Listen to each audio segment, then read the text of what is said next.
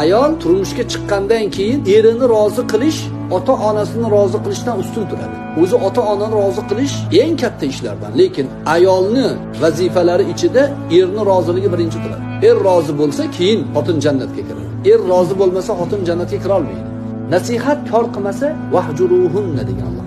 Hijr qilsin degani arazlasin, to'shakni alohida qilib qo'ysin. Arazlashning sunnalari bor, gapirmasin, arazlasin.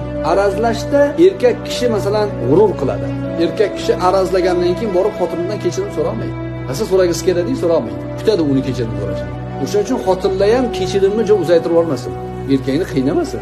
Tezroq ayol kechirim so'rash kerak. Ayolga yarashadi kechirim. Chunki ayol aytaveradi ham, qaytaveradi ham. Unga yarashadi. Erkak kishi aytgandan keyin qayta olmaydi, qiyin. Erkak qaytsa, sen erkakmisan degan gap bu. Tushundingizmi? Ayollarga aytyapman. Tushundinglarmi?